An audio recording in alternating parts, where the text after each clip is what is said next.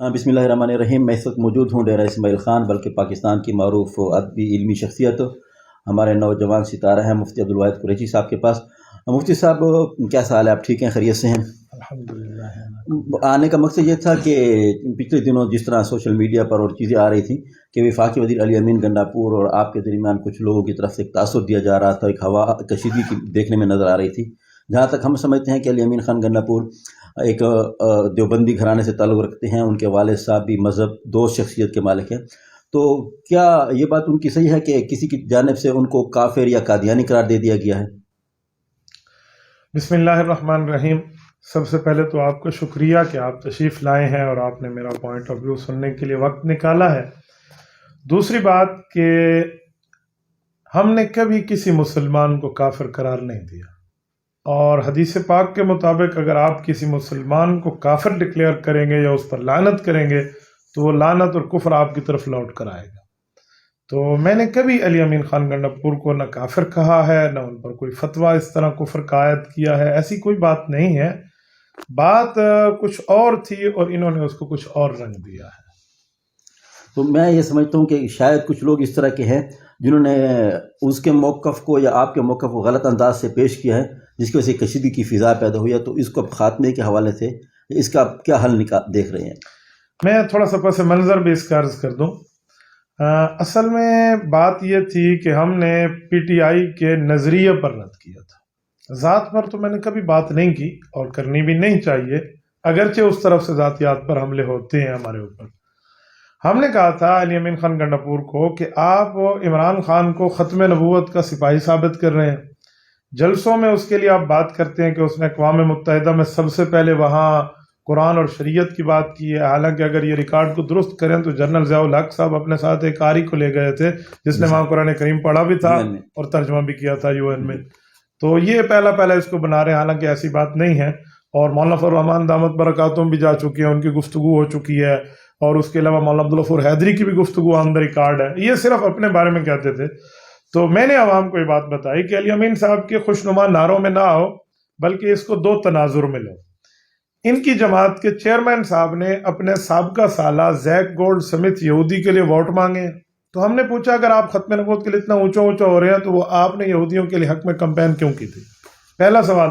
دوسرا، 2013 کے الیکشن سے پہلے مرزا قادیانی کا 5واں پوتا مرزا مسرور، جو پوری دنیا میں مرزائیوں کو سربراہ ہے، اس نے انکشاف کیا نادریہ رمضان چودھری کے سامنے کہ ہم سے عمران خان نے ووٹ مانگے کہ ہم آپ کو آپ کا حق دیں گے۔ تو ہم نے پوچھا وہ کون سا حق ہے جو قادیانیوں کو نہیں مل رہا اور آپ اس کو دینے کے درپے ہیں؟ اس بات کو درمیان میں لے کر علی امین صاحب خفا ہوئے کہ مجھے قادیانی کہا، مجھے یہودی کہا، حالانکہ حاشا کلّا ایسی کوئی بات نہیں تھی۔ بات یہ تھی کہ ان دو سوالوں کو جواب دے دیں تو مسئلہ حل ہو جائے، نہیں آتا جواب تو کھلا کھلا نہ کر دیں۔ صرف اتنی سی بات کو ان نے لے کر آگے کیا۔ دوسری بات کہ اب اس کلیش کے خاتمے کا کیا ہوگا؟ حضرت کلیش ختم ہوتا ہے دو چیزوں سے، بندہ سچ بولے اور جھوٹ سے پرہیز کرے۔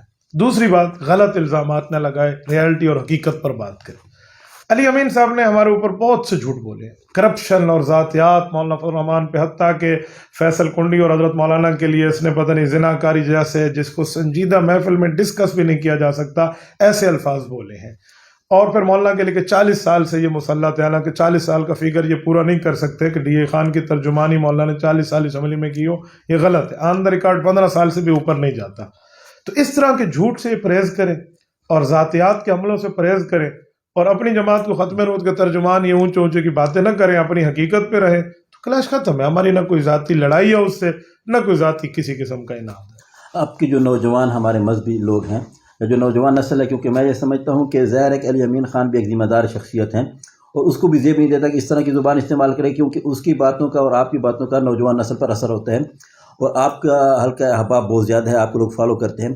تو ایسی صورتحال میں آپ اپنے جو فالوورز ہیں ان کو پیغام کیا دینا چاہیں گے کہ تاکہ یہ ڈی خان میں ایک پیار محبت کی فضا اور امن کی فضا برقرار رہے اور تلخی کی طرف بات نہ جائے؟ الحمدللہ اللہ کا کرم ہے، ہمارے ہاں یہ تلخی کا نظام نہیں ہے، بات صرف سنجیدہ محفل کی حد تک ہے۔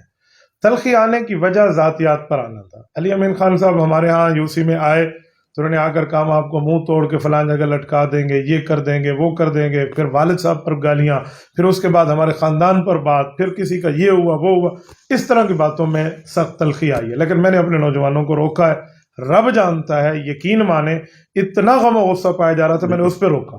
وہ کہہ رہے تھے نہیں ہم اس کے خلاف قتل کی ایف آئی آر درج کراتے ہیں کہ اگر ہمارے بندے کچھ ہو گیا، کیونکہ میں پورا پاکستان گھومتا ہوں، آپ کو پتہ ہے کہاں بھی کچھ ہو گیا تو ہم اسے نامزد کرتے ہیں. میں نے ایسی تمام باتوں سے روکا.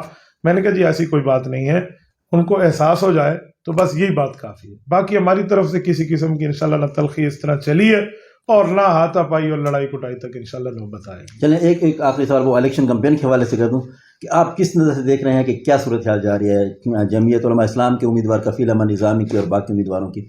آپ کی بصیرت کیا کہتی ہے اس حوالے سے؟ بہت اچھی بات ہے. میں نے جتنا وزٹ کیا ہے اور جو میں تجربہ رکھتا ہوں اس مسئلے پر، ہم نے پچھلے الیکشن بھی دیکھے ہیں، اس سے پچھلے بھی دیکھے ہیں. اس دفعہ رائے عامہ الحمدللہ ہموار ہے اور ہمارے حق میں ہے. اگر فری اینڈ فیئر الیکشن ہوا تو انشاءاللہ کفیل احمد نظامی کی جیت کو کوئی روک نہیں سکتا. اور بہت سے ایسے بندے، آپ نے کل دیکھا ظفر آباد میں 5 خاندان ہماری طرف آئے ہیں، اور اس طرح باقی جگہوں میں، اور یا محلہ کو 12 محلہ کی انہی کی پی ٹی آئی کے بندے ہماری طرف آ رہے ہیں. کتنے بندے ہیں جو جوائن کر رہے ہیں.